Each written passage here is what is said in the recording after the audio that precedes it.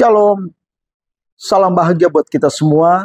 Izinkan saya hari ini datang menjumpai Bapak Ibu Saudara dengan sebuah perenungan yang terambil dalam kitab Yohanes pasal yang ke-13 ayat yang ke-34 dengan tema berartinya sebuah hubungan. Berartinya sebuah hubungan bagi Yesus sehingga Yesus rela meninggalkan sorga yang mulia, turun ke dunia ini dalam rupa manusia, mengalami kehinaan, penderitaan, ejekan, olokan, siksaan, bahkan tersalib, bahkan mati di atas kayu salib, korban nyawa, hanya karena mempertahankan sebuah hubungan antara Allah sebagai Tuhan dan Juru Selamat dengan manusia sebagai orang berdosa. Seperti apa penjelasannya? Ikuti dan jangan di-skip. Selamat mendengarkan. Percayai bahwa semua kita yang hadir malam hari ini adalah orang-orang hebatnya Allah. Siapapun kita, latar belakang kita seperti apa, yang pasti di dalam nama Yesus Kristus, semua kita ini adalah orang-orang hebatnya Allah. Amin. Nah, malam hari ini kita kedatangan keluarga kita yang baru, Oma Yurika ya, Oma Yuke, dan juga Ibu Cut. Jauh-jauh dari Aceh ya, ada bersama-sama dengan kita. Kasih tepuk tangan dulu buat Tuhan.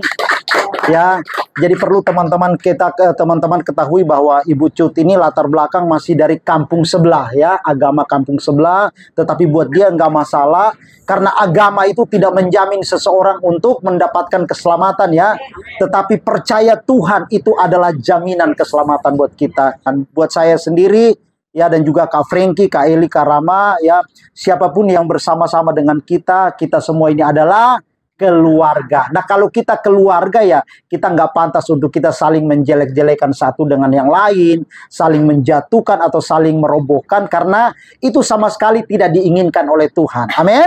Nah, malam hari ini kita mau lanjut pengajaran kita, karena kekristenan tanpa pemuritan hanyalah ritual agama yang dikerjakan rutin setiap minggu.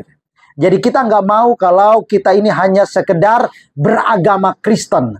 Tapi kita mau supaya setelah kita percaya sama Yesus, kita mengakui bahwa dia adalah Tuhan dan Juru Selamat, kita melanjutkan perjalanan kerohanian kita menjadi murid. Jadi kita tidak terhenti hanya sekedar menjadi percaya saja, tetapi kita lanjut menjadi seorang murid. Nah, waktu lalu kita udah belajar bersama-sama ya, bagaimana kita menjadi murid yang cerdas, ya, murid yang mahir dalam kehidupan, murid yang kreatif. Dan waktu yang lalu saya udah kasih tahu kepada Bapak Ibu Saudara bahwa ada beberapa hal penting kita menjadi seorang murid yang cerdas, murid yang kreatif, murid yang mahir di dalam kehidupan. Nah, saya ada beberapa catatan ya, waktu yang lalu kurang lebih ada 5 ya. Standar hidup seorang murid yang cerdas, mahir, dan kreatif. Yang pertama adalah dia memberi diri untuk dimuridkan. Saya hanya mengingatkan. Jadi salah satu standar kita menjadi seorang murid yang cerdas, seorang murid yang kreatif, seorang murid yang mahir dalam kehidupan, yang pertama adalah kita memberi diri untuk dimuridkan. Amin. Dan yang kedua adalah supaya kita menjadi seorang murid yang cerdas, mahir, dan kreatif dalam kehidupan. Yang kedua, kita harus memiliki sifatnya Yesus. Yang perlu kita contohi adalah menjadi murid Kristus yang lemah lembut dan rendah hati. Amin. Menjadi murid Kristus yang apa? Lemah lembut dan rendah hati. Dan yang ketiga, kita menjadi seorang murid yang cerdas dan kreatif. Yang ketiga, kecenderungan kita adalah hidup dalam kebenaran dan melakukan kebenaran. Firman-Nya di dalam 1 Yohanes 3 ayat yang ke-9. Dan yang keempat, menjadi seorang murid yang cerdas, mahir, dan kreatif dalam kehidupan. Yang keempat adalah cara hidup kita tidak serupa dengan dunia. Cara hidup kita harus berbeda. Nah, malam hari ini kita mau belajar tentang satu kriteria atau salah satu standar hidup kita menjadi seorang murid yang kreatif, murid Yesus yang cerdas, dan murid Yesus yang mahir. Mari Bapak Ibu Saudara sama-sama kita buka Alkitab kita di dalam kitab Yohanes pasal yang ke-13 ayat yang ke-34 ya. Yohanes pasal yang ke-13 ayat yang ke-34. Jadi Yohanes 13 ayat yang ke-34 ini adalah salah satu kriteria atau standar hidup kita menjadi seorang murid Yesus yang kreatif, cerdas, dan mahir dalam kehidupan. Kalau udah dapat boleh dibaca, Mama Clara atau salah satu orang yang sudah menemukan, boleh dibaca Yohanes pasal yang ke-13 ayat yang ke-34. Yohanes pasal yang ke-13 ayat 34, boleh dibaca.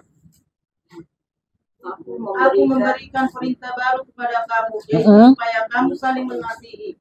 Sama seperti aku telah mengasihi kamu, demikian pula kamu harus saling mengasihi. Amin. Jadi salah satu kriteria atau standar hidup seorang murid yang cerdas, perhatikan ya. Salah satu standar hidup atau salah satu kriteria kita menjadi seorang murid Kristus yang cerdas, mahir, dan kreatif dalam kehidupan, salah satunya adalah kita memiliki hubungan yang benar dengan Allah dan juga hubungan yang benar dengan sesama. Nah, Alkitab bilang di dalam Yohanes 13 ayat yang ke-34, ini merupakan perintah baru supaya apa?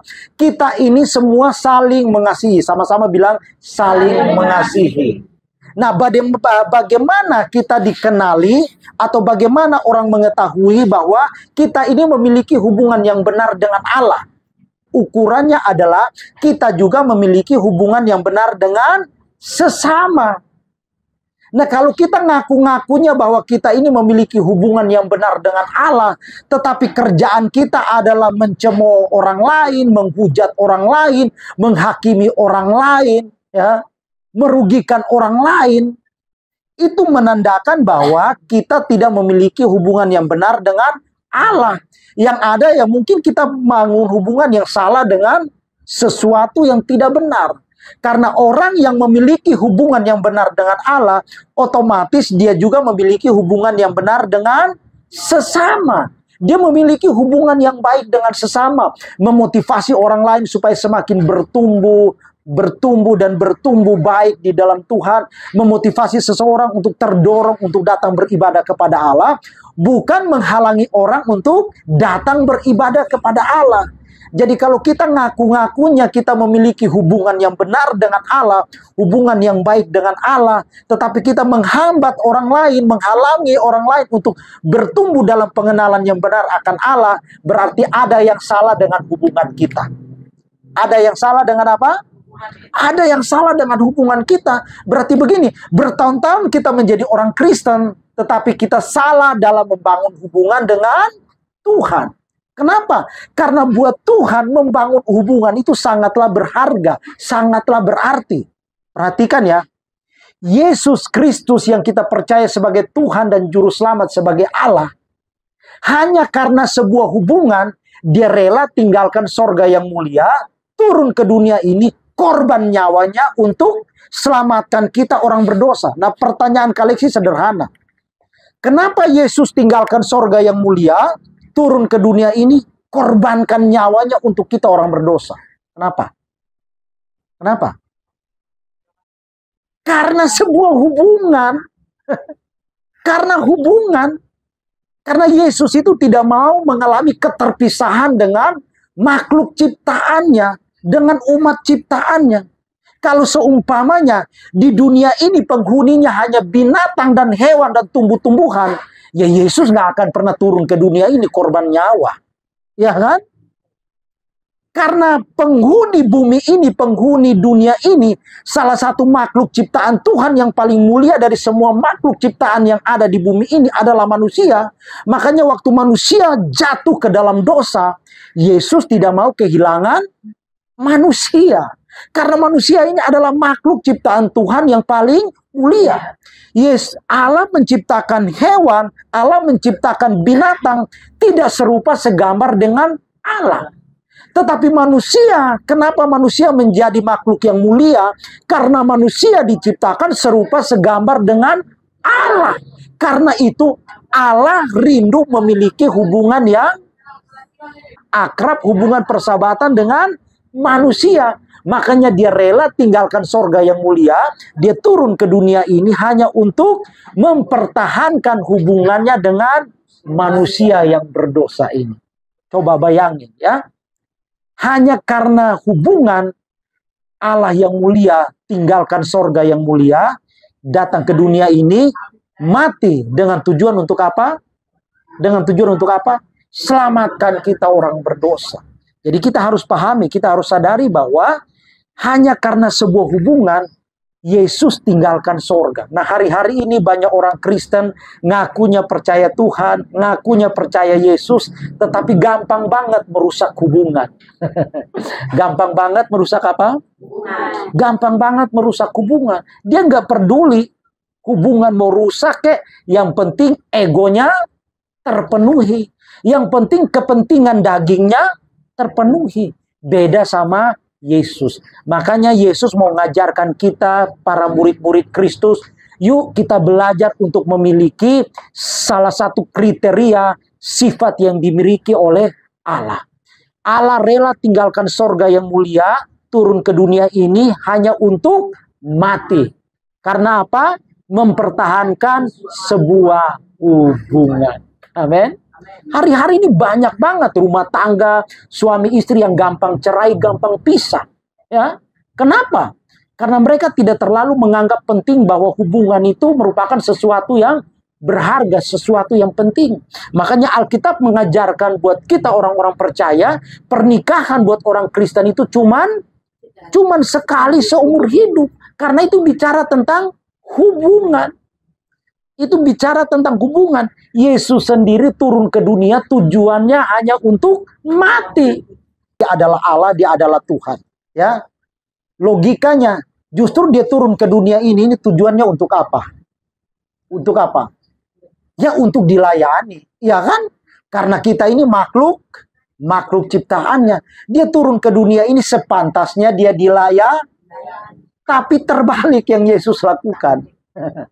Terbalik yang Yesus lakukan. Yesus turun ke dunia ini bukan mendapatkan tepuk tangan, teriakan-teriakan haleluya, hosana, wah, teriakan-teriakan yang maha besar, maha agung.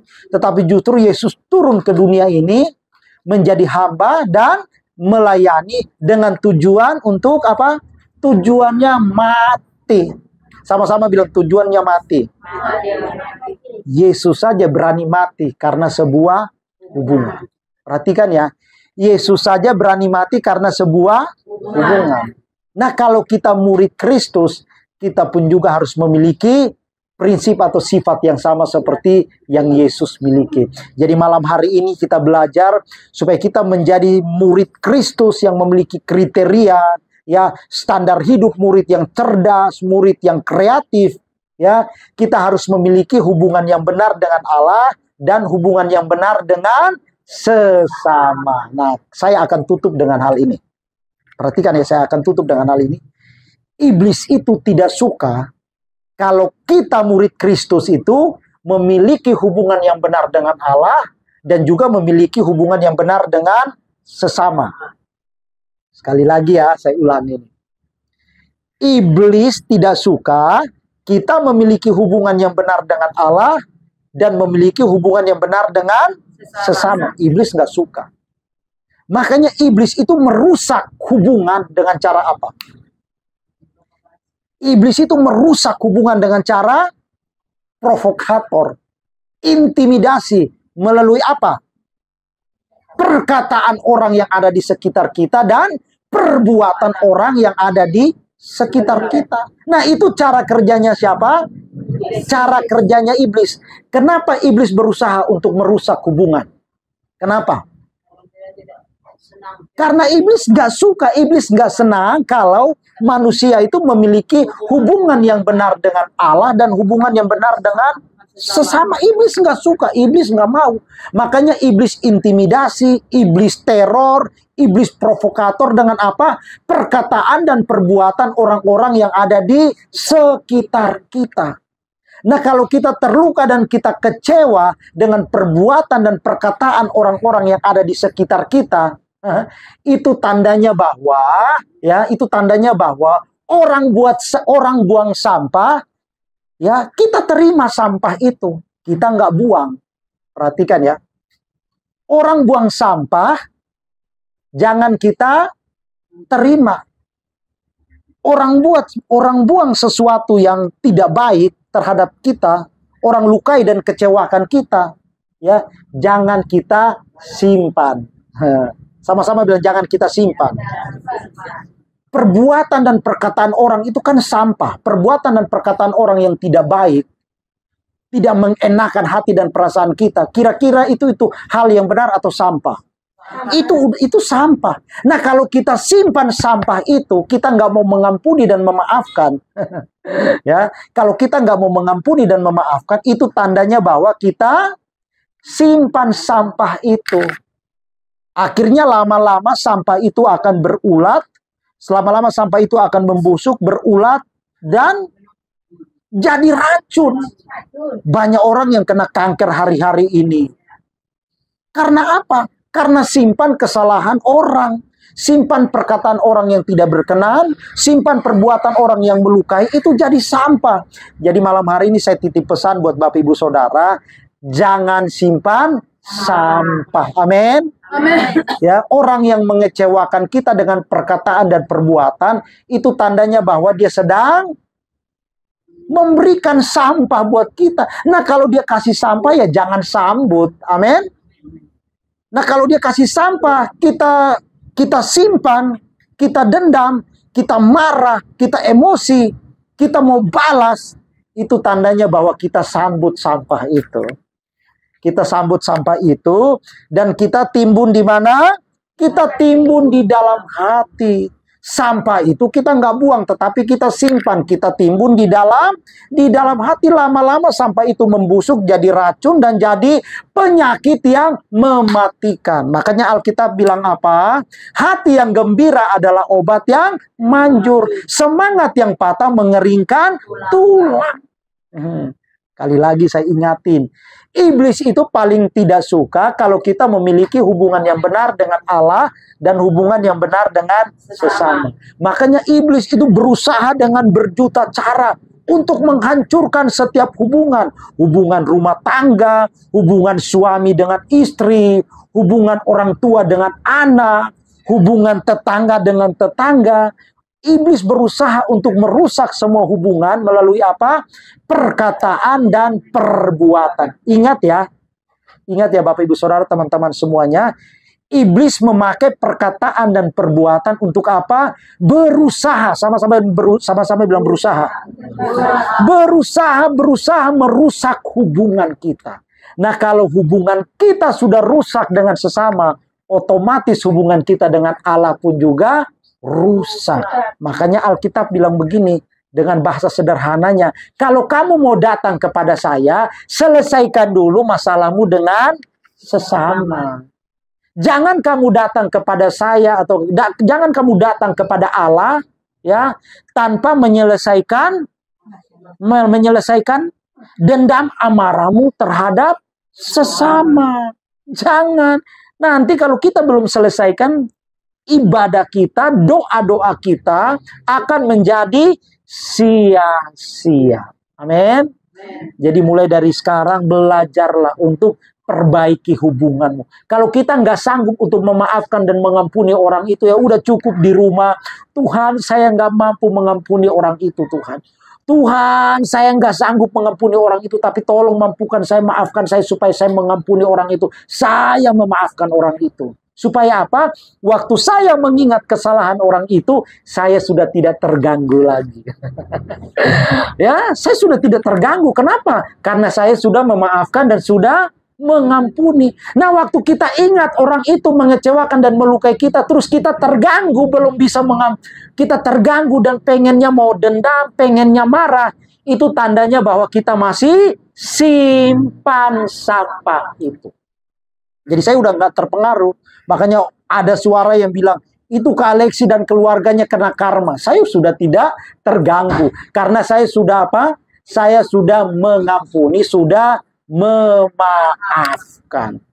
Jadi buat kita murid-murid Kristus, murid-murid Tuhan, sederhana saja malam hari ini pesan firman Tuhan buat kita. Ya, supaya hubungan kita dengan Allah tetap baik, tetap utuh. Berarti begini, hubungan kita dengan sesama pun juga harus baik dan harus benar. Ya, jangan simpan kekecewaan, kepahitan, sampah, amarah, dendam di dalam hati kita. Kalau kita simpan, itu tandanya bahwa orang lain buang sampah, kita terima, kita tampung. Orang lain buang sampah, kita buka tempat sampah yang gede-gede buat hati kita, kita sambut. Akhirnya lama-kelamaan membusuk jadi racun penyakit buat tubuh kita. Jadi malam hari ini ya, apapun situasi keadaan yang kau alami ya, perkataan, perbuatan orang lain yang tidak menyenangkan hatimu, ya. Kalau kita anggap bahwa itu sampah, yuk buang sampah itu. Dengan cara apa? Mengampuni, memaafkan, dan mendoakan melepaskan berkat. Jangan doanya Tuhan, saya berdoa supaya dia ketabrak sama kecoa, ketabrak becak, ketabrak sepeda, itu salah. Doa kita adalah Tuhan berkati orang itu supaya orang itu bertobat dan kembali sadar datang kepada Tuhan. Nah, itu adalah prinsip-prinsip hidup atau kriteria kita menjadi seorang murid yang cerdas, seorang murid yang mahir, kreatif di dalam kehidupan. Jadi perhatikan firman Tuhan malam hari ini. Tadi Alkitab bilang bahwa ini adalah perintah yang baru supaya kita saling mengasihi. Jadi kita belajar untuk hidupi budaya saling. Sama-sama bilang budaya saling, ya. Bukan saling menjatuhkan, bukan saling merobohkan, ya. Tetapi harus saling apa? Saling mengasihi, saling mengampuni, saling mendoakan, saling melepaskan berkat. Jadi kita hidupi budaya saling itu ya. Karena budaya saling itu adalah budaya yang ada di dalam kerajaan sorga. Dan Tuhan mau supaya budaya itu kita hidupi sebagai murid-murid Kristus. Makanya berkali-kali saya bilang bahwa orang Kristen di luar sana banyak. Orang yang ngaku-ngakunya percaya Yesus banyak. Orang yang beragama Kristen banyak. Tetapi yang simpan amarah, benci, dendam, kepahitan, dan kekecewaan bertahun-tahun banyak. Karena mereka hanya sekedar percaya saja, tetapi tidak mau berlanjut menjadi seorang murid. Nah, kalau kita murid, kita jangan simpan sampah. Ya, jangan simpan apa? Sampah. Jadi suami yang bertengkar terus-menerus, itu tandanya bahwa iblis berusaha untuk merusak rumah tangga, merusak hubungan. Dengan cara apa? Perkataan, perbuatan, perkataan, perbuatan, perkataan, perbuatan. Dan yang paling anehnya, ya, dan yang paling aneh, iblis berusaha untuk merusak hubungan kita bukan dengan orang yang tidak kita kenal. Gak mungkin Mama Hilda kecewa dengan tukang ojek, tukang ojek yang di perempatan sana, nggak kenal, tapi saya kecewa. Mama Hilda kecewa dengan tukang ojek yang ada. Nggak mungkin. Pasti kita akan terpengaruh, kecewa, sakit hati dengan orang yang kita kenal, orang yang ada di sekitar kita. Jadi kepada teman-teman malam hari ini, ya, kalau kita sadar bahwa kita adalah seorang murid Kristus, jadilah seorang murid Kristus yang cerdas, kreatif, dan mahir dalam kehidupan. Jangan simpan sampah. Prioritaskan hubungan yang benar dengan Allah dan hubungan yang benar dengan sesama. Selamat malam, Tuhan Yesus memberkati kita semua.